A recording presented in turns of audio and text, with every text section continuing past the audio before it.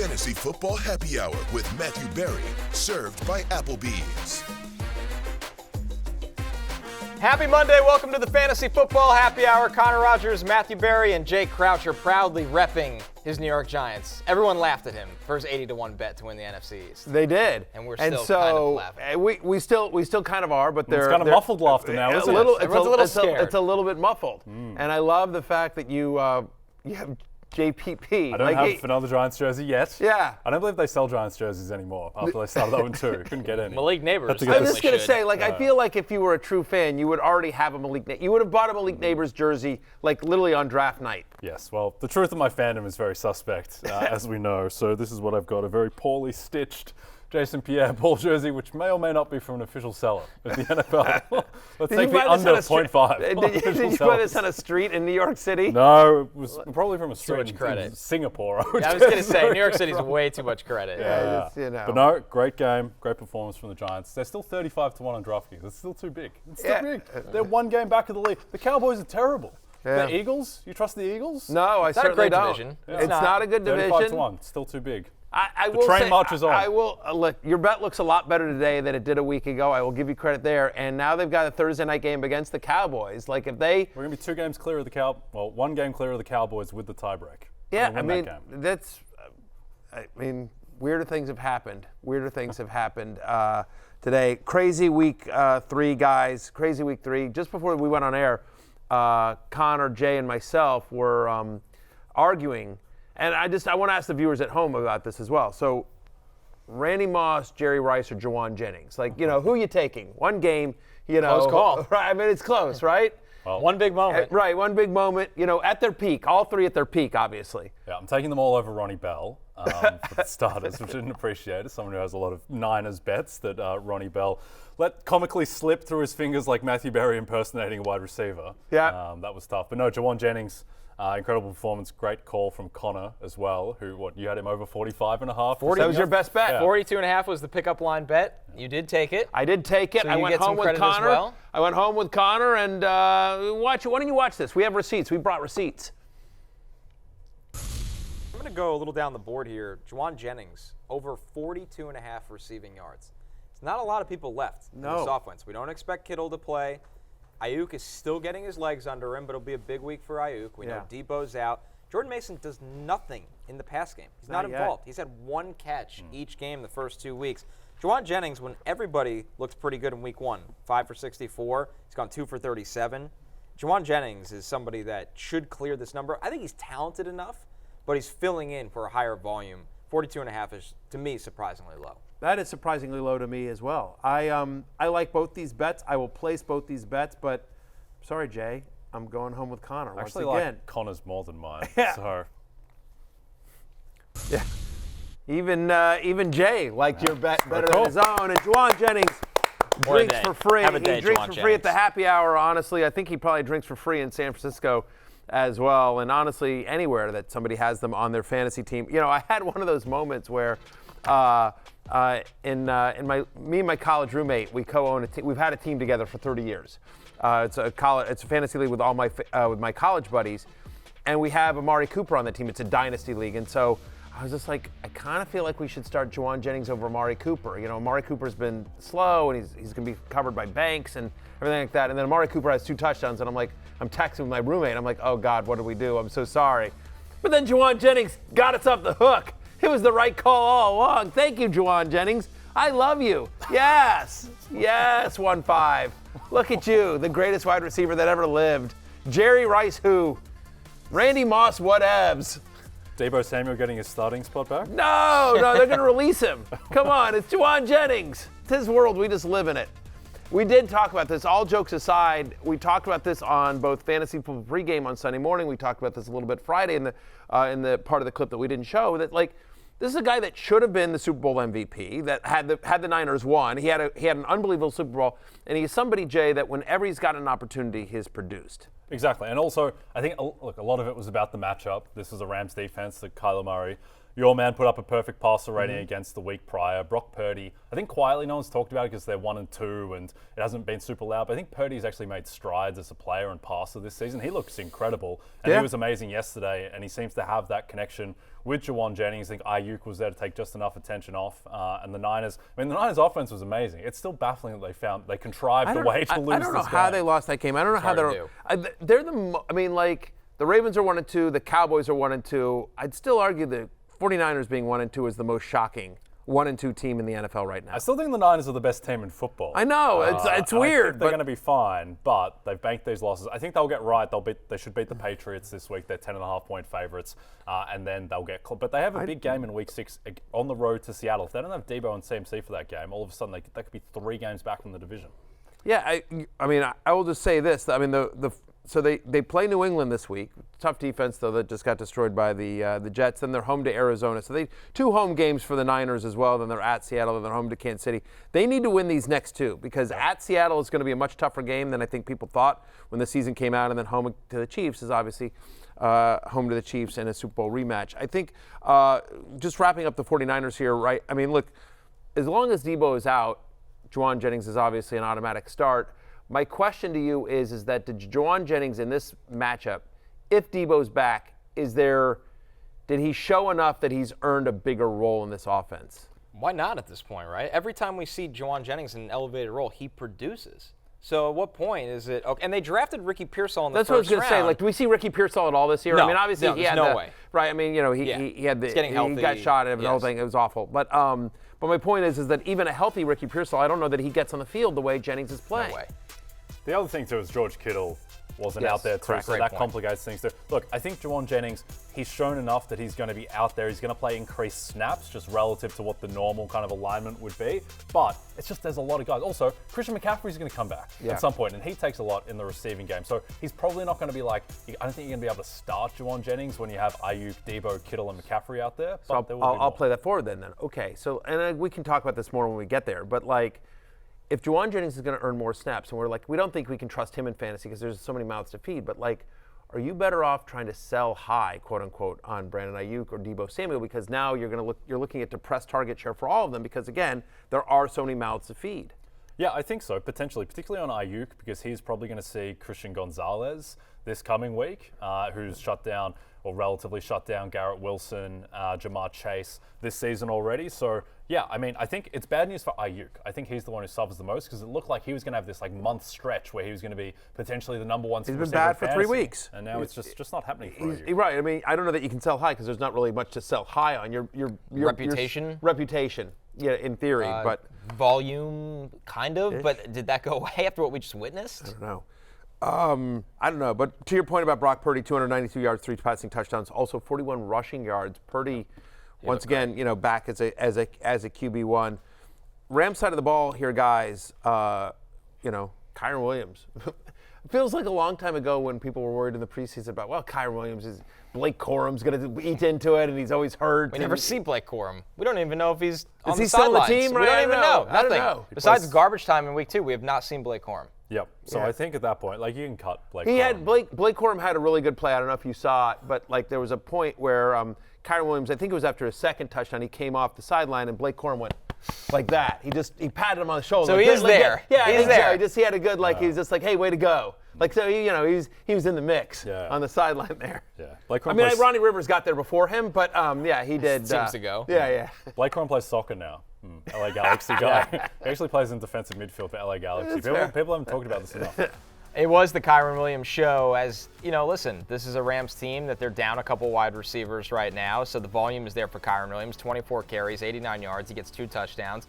He also caught 2 passes for 27 yards and another score. As you see that flip into the end zone, which Kyren was asked about after the game, and it was kind of a funny moment. Take a listen to Kyren after his massive, massive day and a shocking win against the 49ers.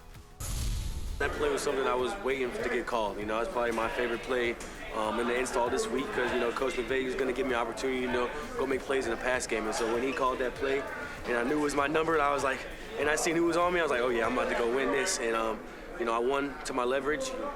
beat the linebacker and then seen the safety about ready to tackle my toes. I was like, screw it, I'm going to jump over him. Chip me a little bit, and I tried to do a flip. It didn't land it. I'm upset about that, but I promise you I'm better than that.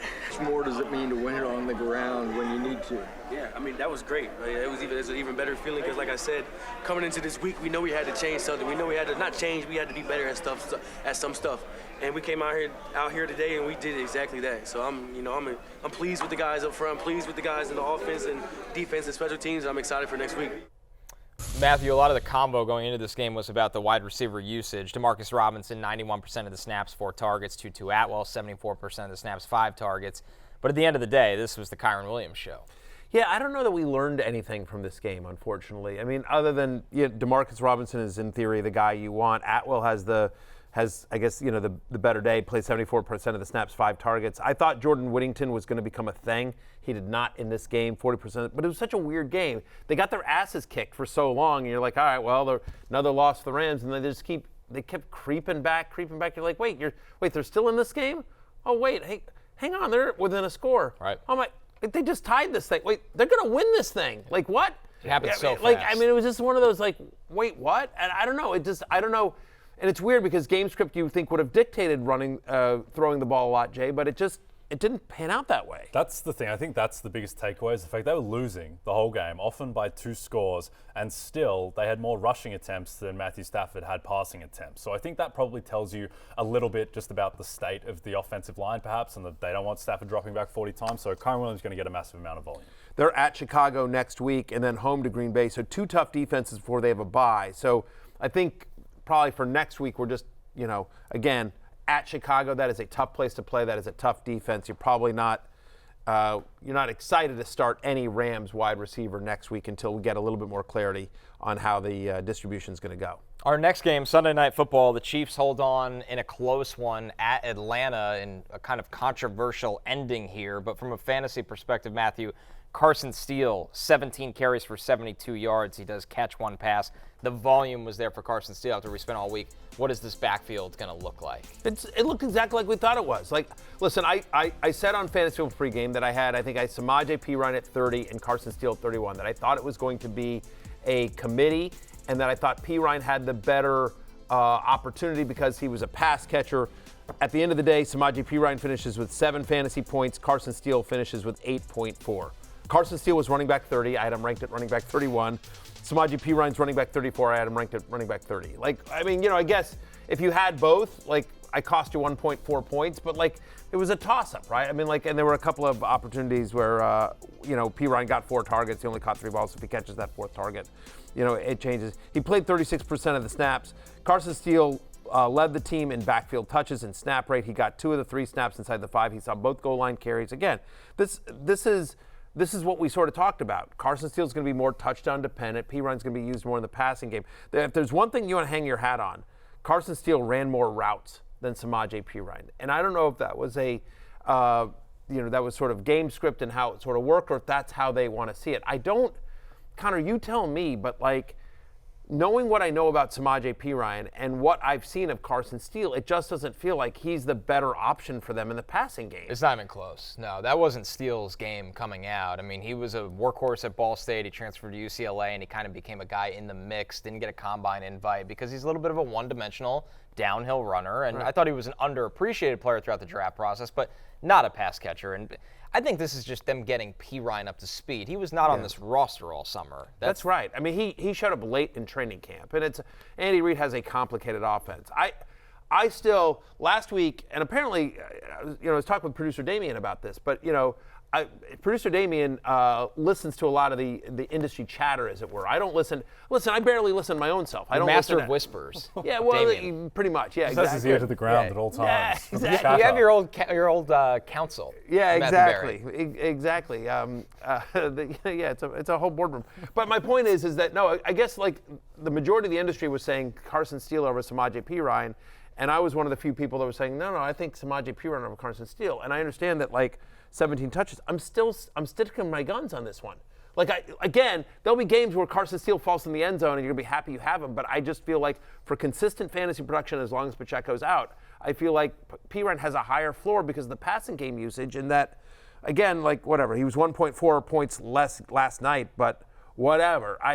Neither guy is ideal. Like, they're both like desperation kind of flexes here. That's the thing. They want to be pass heavy, this team. Yep. Kareem Hunt as well may factor into this next week, so it's a bit of a mess. My biggest takeaway from this game on the Chiefs side of the ball, though, is that this is just another game where the offense just didn't look amazing. Like, I think that the Baltimore game in week 1 might have just been a red herring where just for whatever reason, first night of the season, it was a bit all over the place. But like Mahomes, 5.6 yards per attempt, 3.9 yards per carry on the ground. Like, it looked very much like the Chiefs team from last year. Where, by the way, they did win the Super Bowl, but regular season was such a slog. They didn't win the Super Bowl necessarily because of their offense all the times either. No. So, and that's what we care about right now here at this desk. Yeah, and I mean, their defense hasn't been as dominant as it was last year. They got lucky. I mean, that was pass interference. I mean, clear as day. Yeah, clear as day. I'll also just, by the way, if I can take a mea culpa here, so I gave it a parlay on Football Night in America that was centered around Travis Kelce. Listen, parlays are tough to win regardless, right? But that's the gig. But what I will say here is, but I thought that they are. I mean, I'm being honest. That's why the odds are higher. That's why, you've got a chance to win a lot more money. That's the. Like I always say, like, no one really watches Football Night in America. So when these bets lose, it doesn't. You're fine. Oh, good. You don't think anyone saw it? No. Saw my bets crash and burn? Between 1 and 12 million people watch that. That's the gig. Is a good way to kind of excuse yourself just from anything in life. I mean, do that. Well, I didn't really do a good job cleaning the house, but that's the gig. I'm saying that, like, You're listen, right. Anyway, people really love the parlays, and so part of my job is to give out a parlay, and so I'm apologizing because my parlay sucked last night. And that's what I'm saying is that Travis Kelce, I really thought, I felt in my bones, this is going to be a Travis Kelce game. It's prime time. They've got to get him going. It's week 3. There's all this chatter. He's been running the most routes. He's out there. He's playing a ton of snaps. They just haven't been able to get him the ball. And guys, I could not have been more wrong. Wrong. He played 79% of the snaps. He was second on the team in targets, and yet 4 for 30. And looked old. That's he's yes. tight end 21 in the season. He's been held to under 35 receiving yards in all 3 games. For the season, he's got a 14% target share, Jay. What if you spent an early pick on Travis Kelce, and a lot of people did, he was in most drafts, he was the second or third tight end off the board. What are you doing?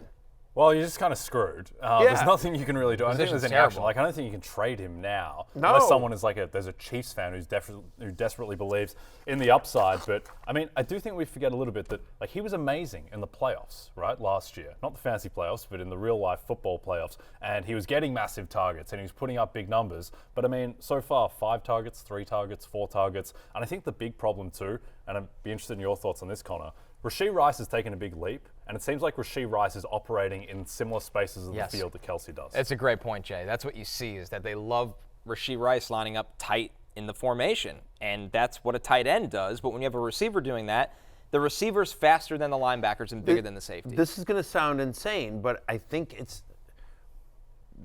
they do have Travis Kelce in their lineup. It's Rashee Rice. Rashee Rice is running all the same routes. I talked to Andy Reid about this at the Combine. He talked about the fact that what unlocked Rashee Rice was he's able to run all the same routes as Travis Kelce, and so defenses are having to pick. But so far, defenses are still picking Travis Kelce, and Rashee Rice is just running wild. And, if you redrafted today, I don't know how Rashee Rice makes it out of the first round. Yeah. Oh, completely agree. He's been better than – think of all the receivers taken in the first round. He's been better than, obviously, Garrett Wilson, A.J. Brown, Amon-Ra. Yeah. Tyreek. Yeah. Tyreek, that's just definitely going better dreadful. than Tyreek. He's been better than most. A.J. Brown. Yeah. I mean – You're taking Justin Jefferson, C.D. Lamb still over Rashee Rice. I'd still take Amon-Ra, I think. Yeah. And then Rice might be 4. Goff doesn't look good this year. Not that Mahomes has been great, but it's Goff Mahomes. looked better against Arizona. But Rice might be 3rd or 4th. Yeah. I mean, he's it's that great. good. Yeah, it really is. He's that good. Jamar Chase as well, still in that discussion. Yeah. No, I mean, we talked about it in the preseason about Rashee Rice. We're just guys, he's not getting suspended this year, guys. He's not. He's going to be a value. He's a value. He was on the preseason love list, but even I didn't expect this. All right, our next game here. Ridiculous. The Ravens hold on. I don't know what you do with Rashee Rice, by the way. Kelce. Sorry. With Rashee Rice, you start him. Rashee Rice, what you do is you say, ha, take that, Denny Carter, because I have Rashee Rice in the League of Assholes, and I slapped Denny Carter like a grape this week. Just pointing that out. like a grape. Yes, there was lots of grape slapping. A lot of grape slapping. A lot of grape slapping. The mainstream media won't tell you about that, but I made Denny my this week. All right, let's go on. Yeah. Damian Dabrowski's so good at having his ear to the ground to hear the news and the chatter because he's on the ground. Because he got slapped like a grape. That's true. You did. Proper beatdown. Yeah, exactly. You're slapping like a grape. Took down Michelle Pfeiffer Hall pass in a big way. Oh, dear. Tough Sunday in Dallas as the Ravens hold on. I disagree. Great Sunday in Dallas. Dallas made a tough push at the end, but man, for the most part of this game, they were blown out, and that was on the back of Derrick Henry, 25 carries, 151 yards and 2 touchdowns. This is the Derrick Henry game we've been waiting for, and I'll tell you who was excited to see it was Lamar Jackson. Take a listen after the game. Expect that from him, you just got to give him lanes, just hold up and just let him do his thing. He be busting his behind each and every practice. That's a guy who don't like to make mistakes, and it shows out there when he made those runs. He felt like he could have got more yards and he probably could have scored. And I'll be right with him because I'll be like, you probably could have scored right there, but he showed off. He did what kings do, Derrick Henry. You see the King rumbling into the end zone. For a Dallas defense, that this front seven had no answers, guys. Lamar Jackson had a big day running as well. 14 carries, 87 yards, and a touchdown. I mean, the Ravens ran all over this Dallas defense. We did our Football Night in America pod after the game last night, and we were supposed to do these headlines. Like that was the premise. And so I was asked, what's my headline from this game? And I was just like, yeah, it's the Alice Cowboys, because there's no D. I mean, you heard me. That's right. It was late at night. You put that on the pod? You put your name to that on the pod? Yeah, on Football Night in America. Wow. Yeah, no. Now no one knows about my crappy bets, right? Now they're just worried about my stupid pun. That's right. Yeah, see, I'm playing chess while everyone else is playing checkers, Jay Croucher. Alice in Wonderland. Yeah, very exactly. That's what people stay up for. Yeah. For the Football Night in America post-game pod. Look, the Alice Cowboys. I've said this before, I'll say it again. Whatever we pay Maria Taylor, it's not enough. It is not enough. Look, what I will tell you, though, is that, the Cowboys are brutal.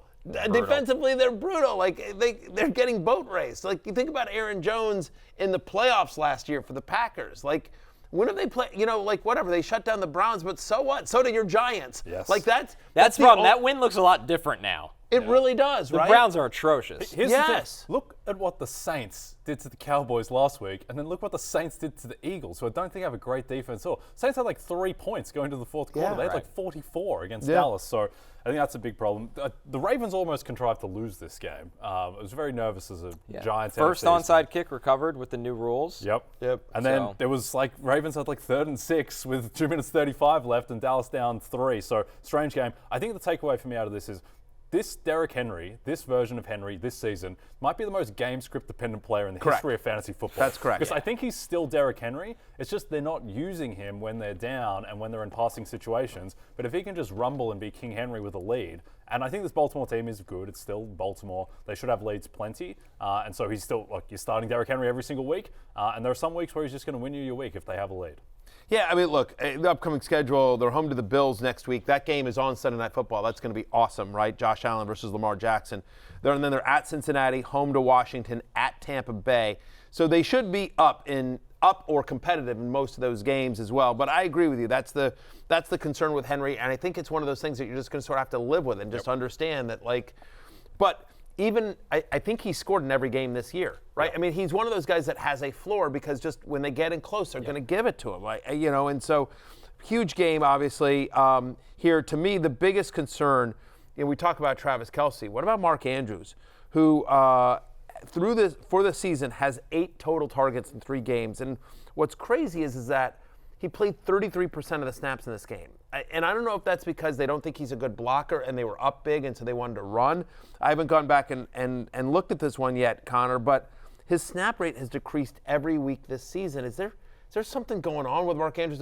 We wrote off week 1 because he's bracketed, he'll be fine. And he was on the field. He was on the field, but now he's not even on the field. This is a little perplexing because, listen, while Mark Andrews, the strength of his game isn't blocking, and they ran a lot in this game, it's Mark Andrews. The threat of him out there, and he's not a total liability as a blocker in line. 33% snap rate to me, and I was surprised nobody seemed to ask about this after the game. Is he healthy? I don't think so. I don't think he can be healthy. He has the same amount of receiving yards this year as Brenton Strange, Brendan Strange played one game, hasn't played yet this week even. So I think it has to be a health thing. To be 33%, like that's insane. It's not like Isaiah Likely is thought of as some amazing blocker, right? So it just doesn't really make sense unless he's carrying something.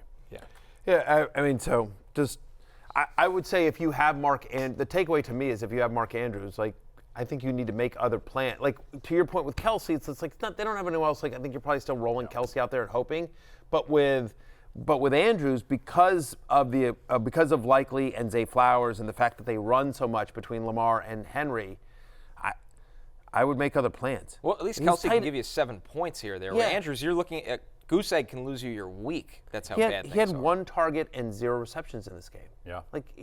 I could have started you and gotten the same result. Is he in Hunter Henry type territory now? Worse. Hunter Henry had 12 targets a week. Yeah, he's being outscored by John Smith. Hunter Henry's had one good game. Yeah. Like if you'd have drafted Hunter Henry instead of Mark Andrews and you started both guys, you'd be in better shape because Hunter Henry's at least had one game where he helped you win. It's not good. Not good. Meanwhile, Cowboys side of the ball, the only takeaway from me here, nice to see Jake Ferguson back healthy. Dak, it's a lot of garbage time, but Dak ultimately puts up a lot of fantasy points here as we enter Monday Night Football. He's the #1 quarterback in fantasy. You see it right there. As we all expected, Dak Prescott, Lamar Jackson, Brock Purdy, Malik Willis, Andy Dalton, Sam Darnold. Daniel Jones coming in at number 8. Bo Nix at 9. Bo Nix at 9. It's crazy. Really normal weekend we had. Really crazy town. Yeah, no Patrick Mahomes anywhere near there. 2 weeks in a row for Daniel Jones in the top 8, by the way. Yeah. Just for those counting. I mean, we're gonna have to start talking about that at some. We'll talk about that tomorrow during the waiver show. I'm sure of it. But the one thing I will say is that it does seem like, and I don't know if this is game script because they were down so much, and maybe they view him as a better pass catcher, but it felt like Rico Dowdle took over this backfield from Ezekiel Elliott, just in terms of like the snaps and the touches and everything like that. Felt like it was much more heavy. Before it was kind of Zeke and Dowdle, and after this game it feels like Dowdle and Zeke. Yep. Any concern, Connor, that Dak... Neither of which you still want to use. Yeah, no. Any concern that Dak Prescott threw the ball 51 times and CeeDee Lamb only had 7 targets? Probably tells you more about, Baltimore's game plan, I think, in this one, and all the other guys that seemingly were running wide open all the time. But that is concerning because if you're looking at the Dallas Cowboys, in fantasy we always go, well, he's the only guy in the offense. This is great for volume. But then you reach a point where, oh, my God, teams are just taking him away. Look at Garrett Wilson right now. He's getting bracketed almost every play. That's going to start happening to CeeDee Lamb, who's an even better player. I would assume it's got to start happening to Malik Nabers, to your 2-1 New York Giants. The Browns are the only people in the world that didn't know about Malik Nabers. The second touchdown, he just glided in the middle of the end zone. Yeah. Sure. 1 and Against 2, the safety. 2-1 on vibes. 2-1 on vibes. Yeah. Doesn't count the standings technically. Well, 1 and 2. Yeah, my Commanders' victory looking even better and better by the day. Exactly. You beat a juggernaut. Yeah, exactly. Our next game here, good times keep rolling for Sam Darnold and the Vikings as they beat the Texans quite easily in a game where Darnold, not a great, huge passing numbers, but wildly efficient with the 4 touchdowns. He only threw for 181 yards, but 4 touchdowns. Things are going so great for Sam Darnold, and Justin Jefferson spoke on Darnold being the leader of the team. I feel like his composure and just his will to go out there, no matter who we're going up against, no matter how many people is doubting us or doubting him, he's going out there confident and just being himself. Of course, the rest of the guys, the 10 guys that's out there with him, is always trying to give him that encouragement to be that confident quarterback that we need. He's doing a great job. I feel like that with you, Connor. No matter how many people doubt us, just I know you have our back. Just confidence. You're calm, cool, collected. I'll take the Sam Darnold comp. Yeah, for sure. For sure. The guy that's looking like he's you going to get paid bounced around a little bit, that kind of stuff. Gigs here and there. Yeah, no one believed in you, but maybe I wasn't in the best environment originally, and now I found my place. That's right. We got you into a good system. Someone here is my Kevin O'Connell. I don't know who, but someone here is. Probably producer Damien. Probably. Damien? Steven's Ziggy Wolf. I'll gladly be a system quarterback here. Steven is. Steven Unbelievable. Yeah. These star and dances with wolves? I think so. Hey. Big day for Darnold. Just wildly efficient. He did get banged up in this game. He's going to have an MRI, but it seems like he avoided the worst with the knee injury. Came back in and looked okay, so hopefully it's not too serious. No player in the NFL has more touchdown passes through 3 weeks than Sam Darnold. Obviously, we have 2 games left to play tonight, but Heading into Monday Night Football, he's the 4th best quarterback in fantasy football on a points per game basis. Sam Darnold. And by the way, he has done that against. All right, so I think who'd they play week 1? The Panthers? Who they beat? Giants. They killed the Giants. Okay, we got fine. Lifetime ago. Lifetime ago. Before the Giants were a playoff. Different Giants team. Before we enter juggernaut mode. Yeah, exactly. Fine, the Giants, whatever. But San Francisco and then Houston. Yep. I mean, those are legit teams. I mean, Sam Darnold's not doing this against, the Giants every week. It's real teams. Good for Sam Darnold. And by the way, again, that Giants victory actually looks better now. Honestly, Yep. Look, I think Darnold is fine. The thing with Darnold is he's always been able to make the throws right on. It's just that he has these moments of madness. And there has been a few very near moments of madness the past few weeks, but he's avoided them. And so look, I think that there is going to be a game at some point where Sam Darnold throws 3 picks and everyone lights him on fire. I think that is going to come at some point. But he's showing that he can commandeer this offense. This is the best context he's had of his career, coaching-wise, in terms of offensive line. Justin Jefferson, Jalen Naylor is becoming a thing. But I wouldn't expect this to continue in its current form, but I think he can be a solid type of Jared Goff, Baker Mayfield, that type of quarterback. I think he's a legit borderline QB1. Keep this in mind. A couple of things here. First off, by the way, they're involving the running backs in the passing game, which is huge, right? Aaron Jones has a monster game here, 5 for 46 and a receiving touchdown on 6 targets, so they're doing that as well. To your point about the offensive line. Jalen Naylor, by the way, nice call by you. This was your desperation play on Fantasy Football pregame. Obviously, Naylor has the nice game here. They're doing this without Jordan Addison and without T.J. Hawkinson. So more help is coming for Sam Darnold. They obviously have one of the best wide receivers in football in Justin Jefferson as well. And the most important thing I think here for Sam Darnold is that for the first time in his career, it's not all on him. He comes to the Jets, right? You're the savior, the number 2 overall pick or whatever it is, right? And just with no supporting cast, with no offensive line, with nothing, right? And then he goes to Carolina. Again, he's got nothing around him. You forgot a key part. They hired Adam Gase to fix Sam Darnold in between there. That's right. Yeah, exactly. So he went through that, and then he has to go do Bucky from Captain America and get the brain completely taken out and forget all that. Huh? Great reference. Thank you very much. Come on, everyone knows Bucky. I don't know Bucky. I'll tell you. You haven't watched Captain America? You haven't seen any of the Captain America movies? That's one of the only ones I've seen. Yes. Okay. I'm not a big. Everyone knows Bucky, the Winter Soldier. For the love of God, you're just because you're an Oh, Australian, just because you're not an American, yeah, no, I stop remember it. He's got the silver arm.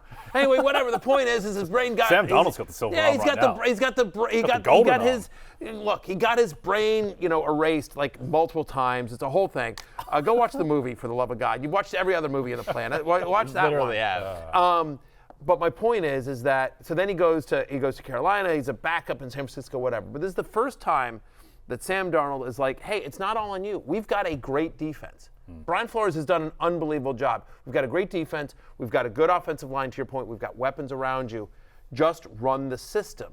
And he has done that. And he's done that terrifically. It's a great story, and I think it's legit. They're at Green Bay next week. That'll be a good one. Then they're home to the Jets. Then they've got a bye.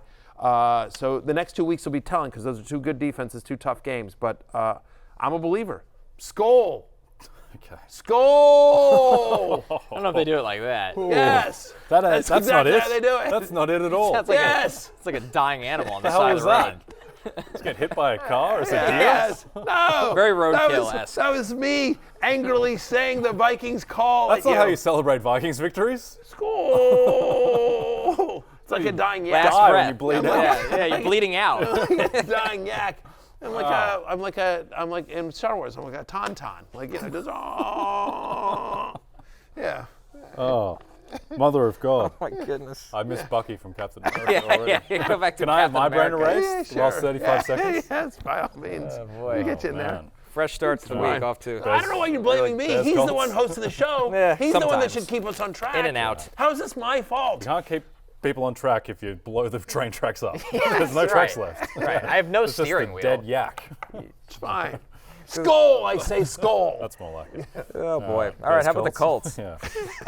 So Connor. Yeah, talk about the Colts. With the Indianapolis I'll be over Colts, here. Connor. So, what's wrong with Anthony Richardson? Why can't he throw the football to his accurate. teammates? He's It's not accurate. unbelievable. You know what he reminded me of? And it's a very kind of weird thing, but speaking of skulls, speaking of Vikings, with these picks, it reminds me of Nick Mullins at the end of last year, where your brain does a double beat, and it's like, NFL quarterbacks don't usually do that. Like, these picks are so bad, and it doesn't seem like it's getting better. Well, yesterday was awful, right? And it's worse than the interceptions to me, although they were probably the worst part, was just the misses. Yeah. Guys open for first downs, and just he sails it high. I don't know if this is a mechanical issue that they need to reset with him with Steichen, or if it's just in the heat of the moment, he's just not comfortable.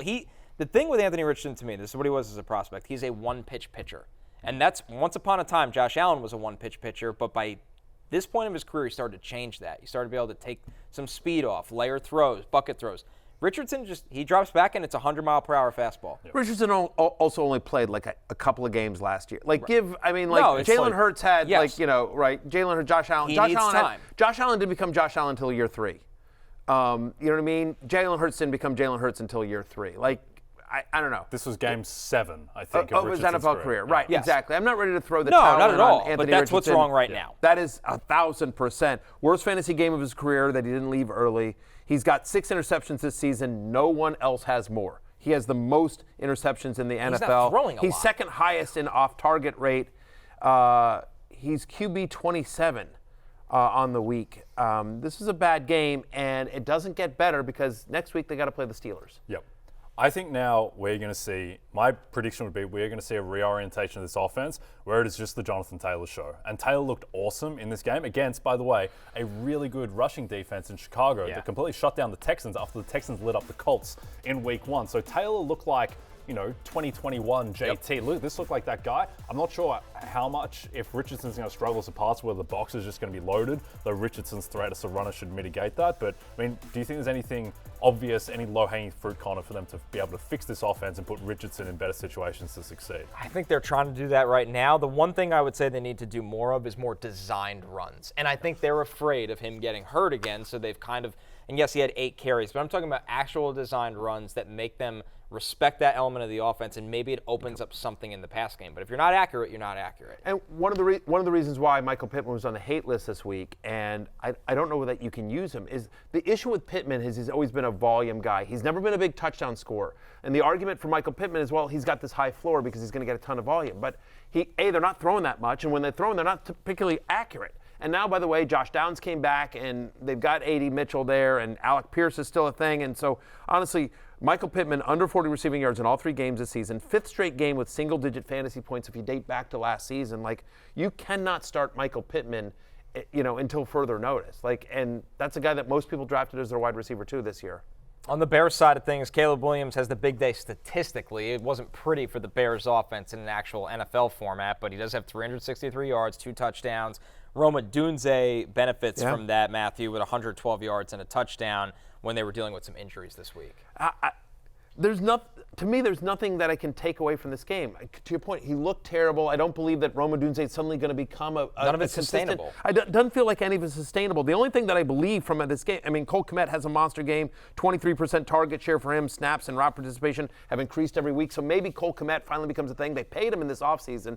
And Shane Waldron, who loves Gerald Everett I love my daughters, but still at some point you got to win a football game, right? And Cole Kmet's their most talented tight end by a long shot. So maybe this starts something, but the only thing that I took away from this game that I feel confident in is that you can't use any running back here. DeAndre Swift plays 52% of the snaps. He's averaging under 2 yards per carry, 1.8. Again, even with a 3-inch football, if he fell down in front, by the way, he'd still gain more yardage than what he's doing right now. 37 rushes for just 68 yards this season. So through 3 weeks, he's the running back 41. In fantasy football. They started to get Roshan Johnson more involved in here. I think you'll see more Khalil Herbert. The whole thing's a disaster, to be perfectly honest, and I just don't think you can count on the junk time. That's what came up, by the way. They're home to the Rams this week, so maybe he's a streaming option because the Rams defense is, suspect, but it just, I don't know, didn't look good. You guys? No, there's no flow of this offense at all, and like you said, if they're going to be playing from behind, too, with a rotation of running backs, it does nothing for you. Yeah, it was nice to see Odunze, because we all believe in Odunze's talent, but, maybe Keenan Allen comes back this week. It's just, it's a mess, and it's hard to feel confident about anyone from a fantasy point of view in the Bears offense right now. Some injuries we're tracking. Justin Herbert came into the game with a significant ankle injury, comes out of the game still with a significant ankle injury. Yeah, and it was Taylor Heineke, not Easton Stick, Connor. I dropped him before the game started. Yeah. I got tipped off that it was Heineke time. Sam Darnold with a knee injury. We'll get more on that throughout the week. Skylar Thompson knocked out of the game with a chest injury. It's Tim Boyle time already in week 3 of the NFL season. DeMonte Smith with a concussion. Adam Thielen with a hamstring. Britton Covey, the shoulder. Sam Laporta with an ankle injury. Once again, we'll have more news on that throughout the week. And Trey McBride with concussion protocol as well. Dominate this NFL season with a Fantasy Life Plus subscription. Get weekly rankings, start sit advice, DFS analysis, and betting tools. Use promo code SEASON20 for 20% off. Go to fantasylife.com/rotoworld to learn more. We're taking our first break. When we're back, we got Weekend Warriors and Sunday Scaries coming up right after this. Diontae Johnson scores at least 16 fantasy points. I'm telling you, you heard it here. The Red Rifle unlocks Diontae Johnson's fantasy value. Negative game script. Diontae Johnson gets over 20% target share, catches a lot of passes, 16 fantasy points, and a big day coming for Diontae Johnson today.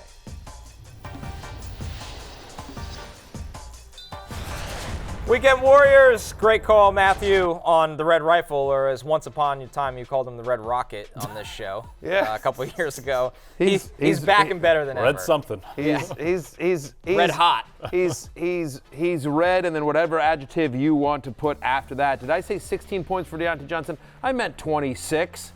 14 targets, 8 receptions, 122 yards, a receiving touchdown, and honestly had some meat left on the bone because he could have had another one. Wasn't the easiest catch, but easily could have had another touchdown as well. He's wide receiver 5 for fantasy football heading into Monday Night Football. Andy Dalton is the 5th best quarterback in fantasy as well. The Red Rifle, Red Rocket, Red Rooster, Red Roof Inn, whatever it is.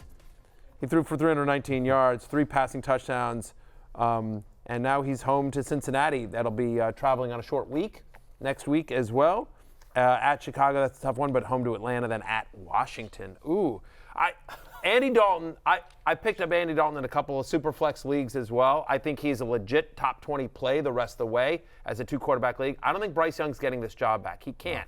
I said this on the Football Night in America pod. Again, Chuba Hubbard, as long as a great game for Chuba Hubbard as well. Running back 4 on the season, he looked great. I think there's a little bit about the Raiders taking it, we got this one. But think about Dave Canales, resurrected Geno Smith, resurrected Baker Mayfield. Maybe it's just one of those things that's like, if you give Dave Canales a professional quarterback that can run an offense, good things are going to happen, and just maybe Bryce Young isn't there at this stage of his career. But Andy Dalton, and I've said this all along, again, I say this as a respectful thing, not as a diss, as the kids say. He is a professional quarterback. He is a professional NFL quarterback that can run an offense. Yep. Dave Canales is 40-1 to win Coach of the Year, by the way. The Panthers are 9-1 to make the playoffs. Doesn't reconcile. If they make the playoffs with Andy Dalton after what they've been through, he's this year's Kevin Stefanski. Exactly. Let's do it. Come on, Dave. Keep pounding. I don't know if you were aware of this, but Kevin Stefanski won Coach of the Year last year. You were. I found out the hard way. Yes, because Kevin Stefanski literally told you. He came so correct. close. Yeah. That's factually correct. It's almost the great landing the plane, and then you crashed it into the houses. What are you gonna do? What are you gonna do? Skull, I say skull. Skull. Jay, the story of your Giants, Malik Nabers, 8 catches on 12 targets, 78 yards, 2 touchdowns for Malik Nabers. Felt like the Browns were the only ones in the world that didn't know how good he was. Yeah, this is allegedly the best defense in the NFL last year, but they didn't know about Malik Nabers. I think the key here is just, 1, he's really good at football. 2, 38% target share. That's the second highest in the NFL. There's just nowhere else to go, really, in this passing offense, and he's so good that he's still getting open. I think even if he is dealing with brackets and double coverage and everything, he's still going to be able to produce just through sheer volume. So Malik Nabers is just a locked-in wide receiver 1 type of operator going forward. Unbelievable. Looked like a young Jauan Jennings out there. So good.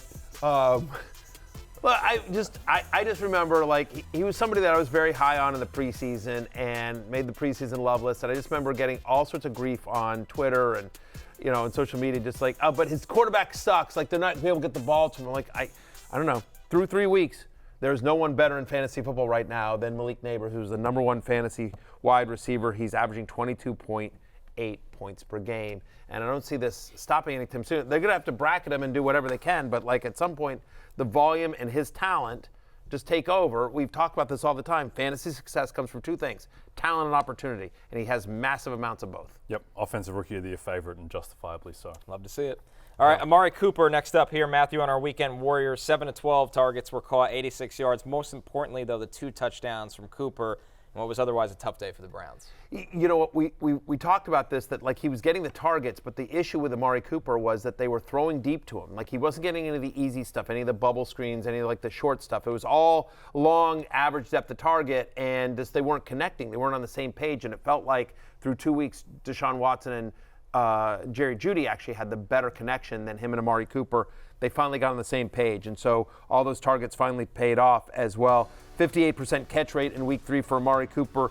Not amazing, but better than the 29% that he had in weeks 1 and 2. He has had at least 8 targets in every single game this year, so the looks have just been there, and he finally cashes in with 27.6 fantasy points, 7 for 86, and you mentioned the 2 receiving yards. They're at Las Vegas next week and then at Washington, so better days ahead are going to continue, I think, for Amari Cooper. Jay in Seattle, Kenneth Walker down, Zach Charbonnet up, and it feels like this run game doesn't miss a beat when that happens. No, he had 18 of the 21 running back carries, and they seem pretty content to use him as a workhorse whenever Ken Walker is out. When Ken Walker comes back, we'll see how that shakes out, but until that point, Zach Charbonnet locked in top 10 type of running back while he is the lead guy. 1 of 5 running backs with 4 total touchdowns this season, and so, again, one of the most important insurance running backs. You feel good about when Ken Walker gets back in terms of what this offense is. It'll be interesting to see if this performance that Charbonnet's had earns him more playing time. But, you know, everyone wants to talk about the Vikings, which I get what a great story they are. No one's talking about Seattle. But they're also 3-0. I mean, Gino's been great. Mike McDonald's been great. 1,000%. Like, it's interesting. Like, we did our Football Night in America pod, and I brought it up at the end. I'm like, we talked about all these big headlines, Ravens and Cowboys and Vikings, and I'm like, guys, the Seahawks are also 3-0. Why is no one talking about Seattle? They haven't beaten anyone. They need a signature win. They've beaten Skylar Thompson, Jacoby Brissett, and Bo Nix. This week they played Detroit. So this is it. Okay, fine. Yeah. But I'm a believer in the Bill Parcells quote. You are what your record says. A win in the NFL is tough. Ask the Buccaneers. Like they thought, we got this with Bo Nix. Look at their asses. Geno Smith's had 3 very unlucky picks as well. He's been incredible. Right. Yeah. Tight end has been brutal this year, Matthew. Yeah. But Seahawk up. Bird up. Those that started Dallas Goedert this week were rewarded. I'm going to get somebody to adopt Bird up. I don't think Well, it was the Falcons. Or the Ravens. Or the Seahawks. There's many options. Or the Cardinals. Many There's options. just a lot of. I don't know if anyone's clamoring Or what about for the Toronto Blue Jays? The Magpies? Yeah, or the Magpies. There you go. Maybe the Magpies will take it. Bird up. I want to make this happen. Bird up for Dallas Goedert. Caught 10 of 11 targets, 170 yards. That one Bird up. Yeah, Eagles. Yeah. Bird up Dallas Goedert. Yeah, of course. Yeah, You're damn right about Bird up Dallas Goedert. Look, this is the most fantasy points scored in a game by a tight end this season.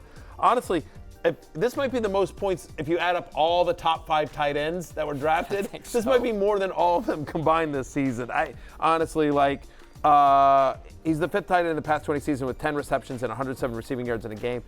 Look, you know, there was kind of a Keystone Cops moment where three Saints defenders all ran into each other, which allowed Goedert that big play. But he was a big part of this. Obviously, no A.J. Brown. Devontae Smith leaves this game early. So Goedert, I think, and we'll see this, but we don't think A.J. Brown's back next week, and we'll see the status of Smith. But Goedert as a top 5 tight end until the injury situation figures itself out in Philadelphia. Sunday Scaries, headlined by an entire offense of the Miami Dolphins, Jay.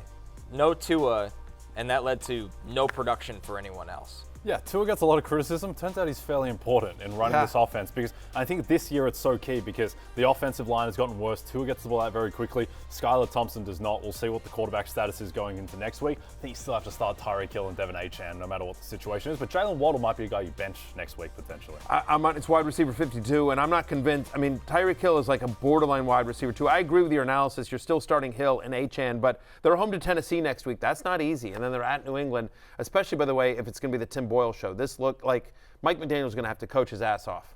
Brutal loss for the Bucs, Matthew. Mike Evans found himself on Sertan Island yesterday. Yeah, I'm not worried about that. Just bad game. Credit to the Broncos. They came into Tampa Bay and just punched those guys in the mouth. Did.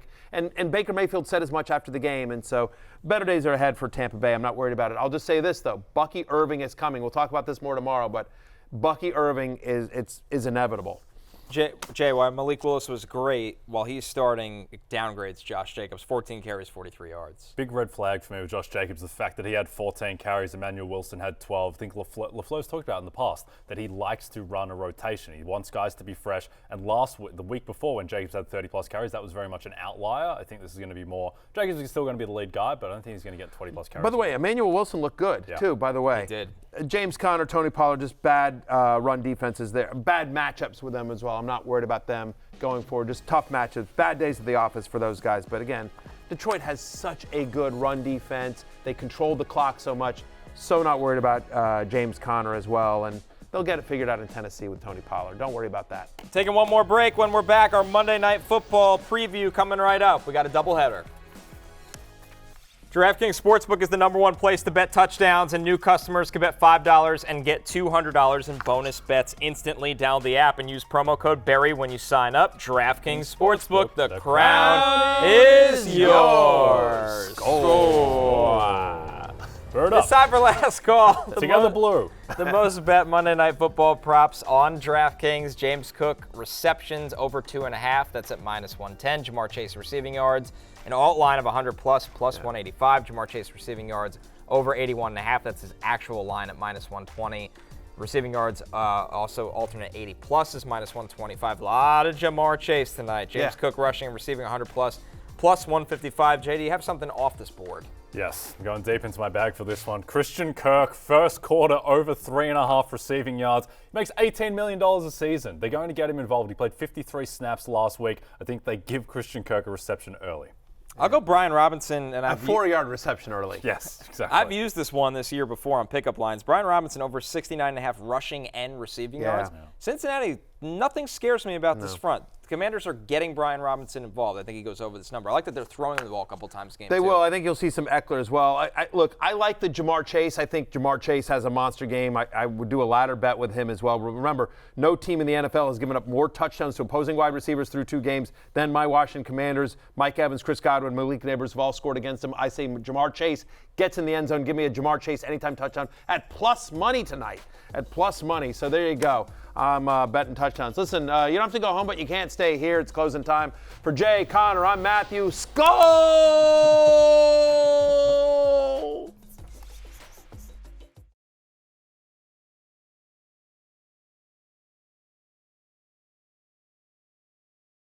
Hey, it's Matthew Berry from NBCSports.com and Rotoworld.com. And I want to thank you so much for watching whatever it is you just watched. Or if nothing else, being too lazy to click out of the autoplay after this video started, after whatever it is you actually wanted to watch finished. But now that you're here, I'd like to take a moment here to ask you respectfully now, okay? I'm asking you respectfully to subscribe to the NFL on NBC YouTube channel. You'll get the latest Rotoworld fantasy news headlines, all sorts of great shows, including my own Fantasy Football Happy Hour. So go subscribe now. Again, I'm asking respectfully.